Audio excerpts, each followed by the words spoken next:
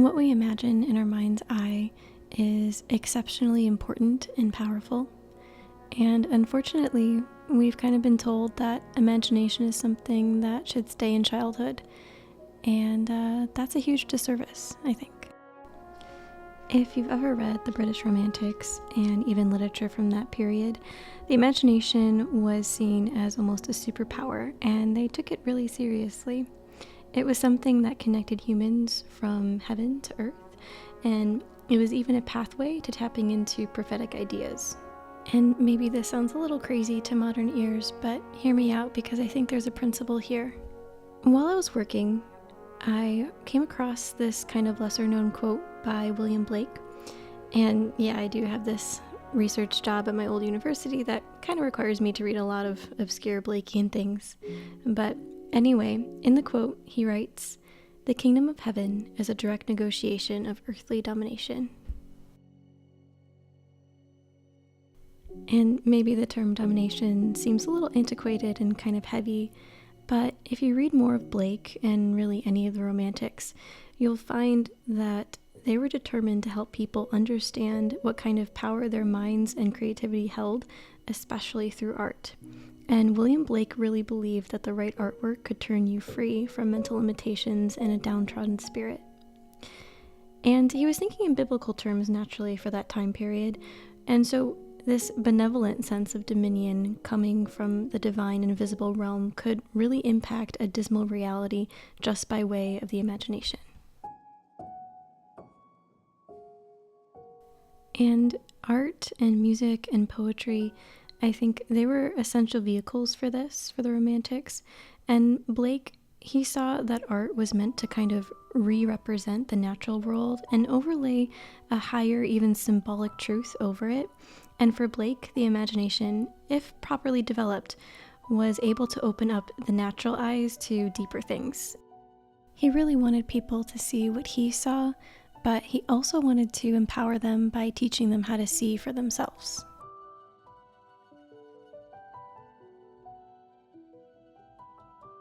And what's kind of interesting is that there's even been ongoing contemporary research in psychology about how our imagination and our belief system actually affects our physical experience. The placebo effect is just one example of this that we've known about for a long time. But yeah, this principle the Romantics were talking about is kind of true.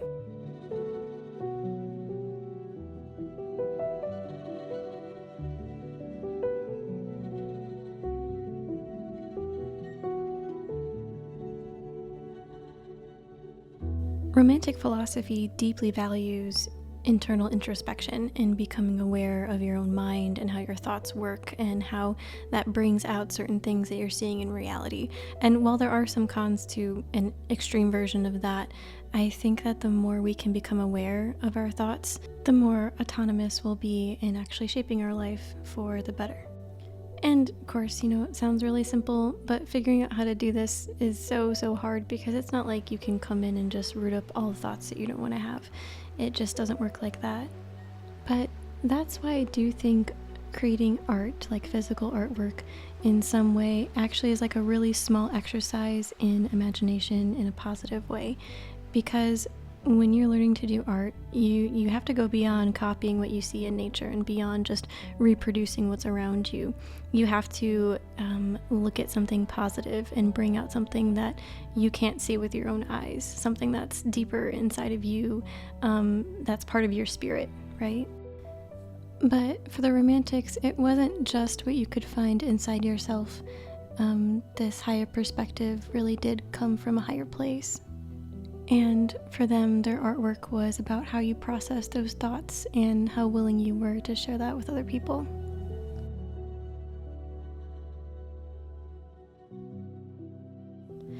When I was in grad school, my first semester, I remember I had this one professor in this one seminar class. And the class was on language and philosophy and things like that. But this professor and I had totally opposite views on philosophy and epistemology. And he was a pretty good guy and he really cared about his students, but our approaches were really disparate, and he kind of knew this about me. And he tried to, challenge me like any good professor would. And so one seminar we were talking about like human equality and what the inherent basis was for humans to be equal. And he went for a little bit of a shock factor with me. And he was like, well, whether you're rich or poor, everyone, goes to the bathroom in the morning and has to deal with gross bodily functions. And, he said it a little differently than that. And I didn't really have like a counter to that in the moment. But later, as I was thinking about it, I was like, I know that that's some people's natural instinct to go towards the most base function of humans in order to equalize them, because in a way it brings down those who are prideful and those who are, in a class or society that's higher than other people, right? And that instinct isn't necessarily bad, but for me, instead of maybe like even in my own mind bringing someone down to a level that I think creates equality, I tend to equalize people, I think, by looking for that light in their eyes. I guess the romantics might even characterize it as a spark of divinity.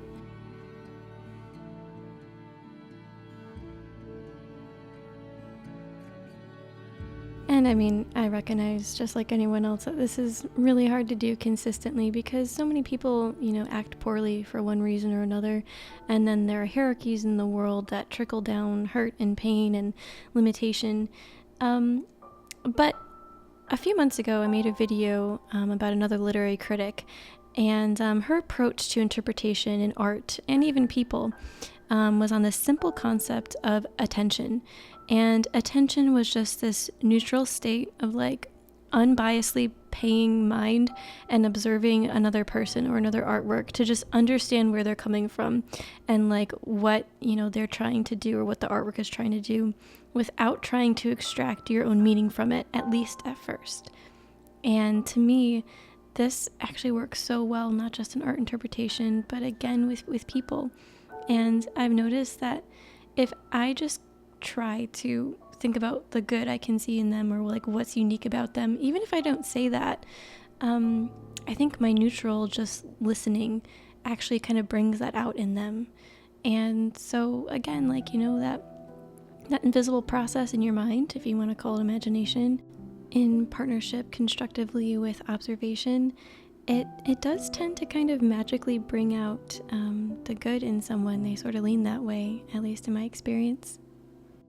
And of course, in order to kind of, protect yourself or at least be wise about it, you have to understand like how your mind works and how it's being influenced by the stuff around you, because everyone else has their own perception, right? And then they say things that might alter yours. So that's why I think, again, like in the work of the Romantics, a well-developed imagination that was positive was really important and really empowering for human beings. And everyone kind of has to do the work to do that for themselves.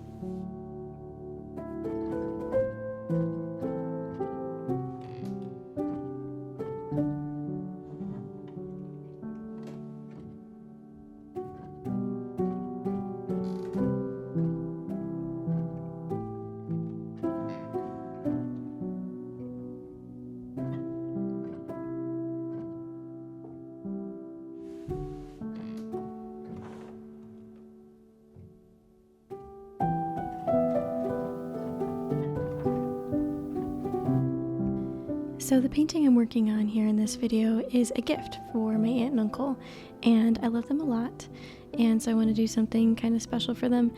And this is of their lake that they live on, and it's a really special place for me and for them. I've always gotten this sense of just peace, and it's been a great place for me to process things and just spend time with them.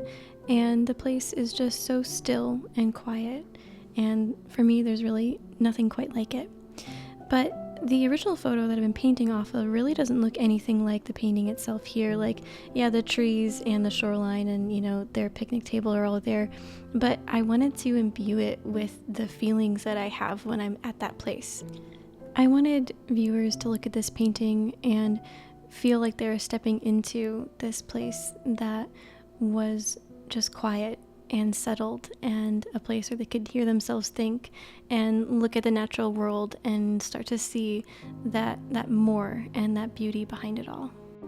And so ultimately, I hope when I give this to them, my aunt and uncle, that they also realize the invisible reality that's brought out in this piece, and that it reflects their own feelings about going to the lake shore, and yeah, just seeing what they know to be there, but kind of making it more obvious, I guess.